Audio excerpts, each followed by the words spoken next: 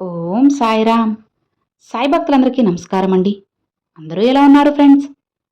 మన సాయినాథుని దయ వల్ల అందరూ బాగుండాలని మనస్ఫూర్తిగా కోరుకుంటూ ఈరోజు ఈ వీడియోనైతే స్టార్ట్ చేస్తున్నాను. ఇక ఈరోజు వీడియోలో బాబాగారు ఎలాంటి సందేశాన్ని తీసుకొచ్చారంటే, తల్లి, ఈ గురువారం మీ ఇంటికి రావాలనుకుంటున్నాను. నన్ను ఆహ్వానిస్తావా లేదా చెప్పు? నన్ను ఆహ్వానించావంటే నీకు ఒక మంచి అదృష్టాన్ని కలిగించబోతున్నాను. అది ఏంటో ఎలా ఉంటుందో తెలుసుకోవాలి అంటే ఖచ్చితంగా నువ్వు ఇది విని తీరాల్సిందే. నన్ను మీ ఇంటికి ఆహ్వానించాల్సిందే. అప్పుడే కదా నీ జీవితంలో అద్భుతాలు జరుగుతాయి.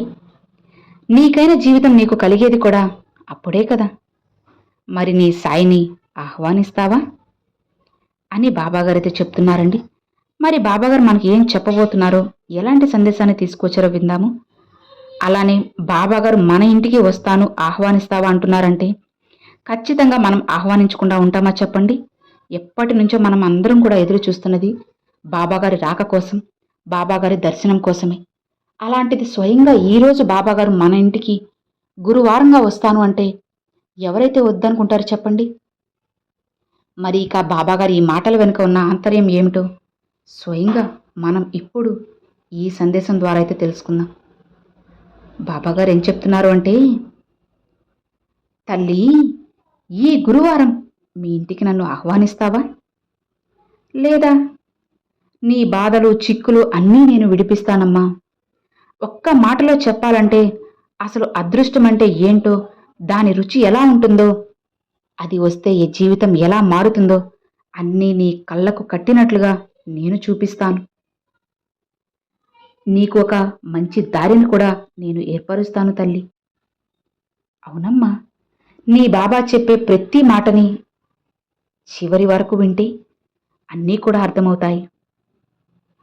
బిడ్డా, ఇప్పుడు నీ జీవితంలో ఎన్నో కష్టాలు బాధలు అన్నీ ఎదురవుతున్నాయి కదా. అప్పుడు నువ్వు నన్ను ఇలా అడుగుతున్నావు, బాబా, అసలు ఈ కష్టాల కోసమేనా నన్ను పుట్టించారు అని.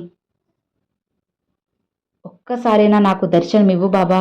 ఈ కష్టాల నుంచి విముక్తి కలగడానికి నాకు మీ దర్శన భాగ్యమైన కాస్త ఉపశమనాన్ని ఇస్తుంది, కాస్త ప్రశాంతతను ఇస్తుంది అని దీనంగా నన్ను చూస్తూ అడుగుతున్నావు కదా. ఇక నీకున్న బాధలన్నిటికీ, కష్టాలన్నిటికీ ఒక మంచి దారి చూపించు సాయి అని నువ్వు నా పాదాల వద్ద కన్నీళ్లు పెట్టుకుంటున్నావు కదా. ఇక సరిగ్గా ఆ సమయంలో నీ కళ్ళల్లో నీళ్లు తిరుగుతున్నాయి. ఇప్పుడు కూడా తిరుగుతున్నాయిలే. మరి ఇంతలా నువ్వు నన్నే నమ్ముకుంటే నీ నమ్మకాన్ని వమ్ము చేస్తానని ఎలా అనుకుంటున్నావు చెప్పు? నీకున్న కష్టాలను తీర్చకుండా నేను ఎలా నడి సముద్రంలో నిన్ను వదిలేస్తాను? ఆలోచించమ్మా. ఈరోజు నీ బాబా నీతోనే ఉన్నారు తల్లి. నీ కష్టాలన్నిటినీ కూడా శాశ్వతంగా తీర్చబోతున్నాను. అందుకే గురువారం రోజున, నాకు ఎంతో ఇష్టమైన గురువారం, నువ్వు ఎదురు చూస్తున్న గురువారం రోజున నేను మీ ఇంటికి రావాలనుకుంటున్నానమ్మా. వచ్చి నీకు ఏ కానుకలు ఇవ్వకుండా వెళ్తాను అని ఏమనుకోవద్దు. నువ్వు కోరినా, నువ్వు మెచ్చిన కానుకలన్నీ నీ చేతిలో పెడతాను. బిడ్డా, నువ్వు ఏదైనా పని మొదలు పెట్టాలనుకుంటున్నా, లేదా ఏదైనా ఉద్యోగం చేయాలనుకుంటున్నా, ఏదైనా వ్యాపారం చేయాలనుకుంటున్నా, కొత్తగా ఏదైనా ప్రయత్నించాలనుకుంటున్నా సరే, వాళ్ళేమనుకుంటున్నారో, వీళ్ళేమనుకుంటున్నారో, చుట్టుపక్కల వాళ్ళు ఏమన్నా అంటారేమో, బంధువులు చులకనగా చేస్తారేమో అని ఈ ఆలోచనలు ఏవీ కూడా మనసులో పెట్టుకోవద్దమ్మా. నేను ఇంతలా ఎన్నిసార్లు చెబుతున్నా సరే నువ్వు ఇతరుల గురించి ఆలోచిస్తూ, వాళ్ళనే తలుచుకుంటూ భయపడుతూ ఉన్నావు. ముందుగా నువ్వు ఆ భయాన్ని తీసే తల్లి. నీకు నువ్వు విలువ ఇవ్వకుండా నీ చుట్టుపక్కల వాళ్ళకి, ఎదురింటి వాళ్ళకి, పక్కింటి వాళ్ళకి విలువ ఇస్తూ ఉంటే నిన్ను నువ్వు ఎప్పుడు ప్రేమించుకుంటావో చెప్పు? నీ జీవితాన్ని ఎప్పుడు మార్చుకుంటావో చెప్పు? అసలు ఇదే నిన్ను ఇంకా ఇంకా వెనక్కి నెట్టేస్తుంది తల్లి. ఇదే మొదటి కారణమమ్మా. కాబట్టి ఇక నుంచైనా, ఇకపై అయినా వాళ్ళేమనుకుంటారో, వీళ్ళేమనుకుంటారో అని అనుకోవడం మానేసే. నువ్వేమనుకుంటున్నావు, నీ మనస్సాక్షి ఏం చెబుతుందో అది మాత్రమే విను. ఆ విషయాన్ని మాత్రమే గ్రహించావంటే ఖచ్చితంగా జీవితం మారుతుంది తల్లి. ఇప్పుడు నీ చుట్టూ ఒక్కసారి చూడు. పచ్చని పొలాలు, చల్లని గాలులు, పక్షుల కిలకిల, ఇలా ఆహ్లాదకరమైన వాతావరణం ఏర్పడింది కదా. ఇలాంటి వాతావరణంలో నువ్వు ఎందుకు బాధపడుతున్నావమ్మా? ఇంత ప్రశాంతమైన వాతావరణం కల్పించిన నేను ప్రశాంతమైన జీవితాన్ని ఇవ్వనా చెప్పు? ఖచ్చితంగా ఇస్తాను. మంచితనానికి మారుపేరు లాంటిది నీ పేరు. అలాంటి మంచి మనసున్న నువ్వు ఎందుకు బాధపడ్డాం? ఈరోజు నా ఈ మాటలు నువ్వు వింటున్నావు కదా. గురువారం రోజున ఖచ్చితంగా నా దర్శన భాగ్యం అనేది నీకు కనపడుతుంది తల్లి. అవును, నేను ఖచ్చితంగా నీకు ఏదో ఒక రూపంలో వచ్చి దర్శనమిస్తాను. అది ఏ రూపంలో అనేది చెప్పలేనమ్మా, కానీ నీ ముందుకు వస్తాను. కాస్త నువ్వు గమనిస్తూ ఉండు చాలు. ఒక ఫకీరు రూపంలో, ఒక ముసలి వ్యక్తి రూపంలో కానీ, లేదా నాకెంతో ఇష్టమైన మూగజీవుల రూపంలో కానీ, చంటి పిల్లల రూపంలో కానీ నీ ముందుకు ఖచ్చితంగా వస్తాను. మరి నేను నీ ఇంటి ముందుకు వచ్చి నేను కోరింది నువ్వు నాకు ఇస్తావా? ఇవ్వడానికి సిద్ధంగా ఉన్నావు కదా. బిడ్డా, ఇలా చూడు. నేను కోరినవన్నీ నాకు అందించావు అంటే, నీ సాయిని ఆనందపరిచావంటే, నీకు జీవితంలో ఏం కావాలన్నా సరే ఖచ్చితంగా నీ బాబా అందిస్తారు. ఇక దీనికి తిరుగే లేదమ్మా. నీకు కావలసినవన్నీ కూడా స్వయంగా నీ బాబా అందించేస్తారు. అందుకోసమే కదా నేనిక్కడ ఉన్నది చెప్పు. మరి నీ కష్టాలను, సమస్యలను తీర్చకుండా నీ బాబా ఎందుకు ఉంటారు? కాస్త ఆలస్యమైనా సరే నీ జీవితం మారడం కోసమే తల్లి. నువ్వు సంతోషంగా ఉండడం కోసమే నేను ఈ కష్టాలను, సమస్యలను నీకు అందిస్తున్నానే తప్ప నిన్ను ఇంకా ఇంకా బాధ పెట్టడానికి కాదమ్మా. ఇలా చూడు, ఒక్కసారి ఆలోచించు. గతంలో నువ్వు ఒక చిన్న సమస్య రాగానే హడావిడిగా ఉండేదానివి, తల్లడిల్లిపోయేదానివి. మరి ఇప్పుడు చూడు, కాస్త నీలో ధైర్యం అనేది వచ్చింది కదా. ఏం జరిగినా సరే చూసుకున్నాంలే, ఏమవుతుందిలే అని ధైర్యంగా ఉన్నావు కదా. మరి అలాంటిది నువ్వెందుకు భయపడుతున్నావు? ఎందుకు నువ్వు బాధపడుతున్నావు చెప్పు? కొండంత అండగా నీ సాయి తండ్రి నీకు తోడు ఉండగా నువ్వు భయపడాల్సిన అవసరం లేదమ్మా.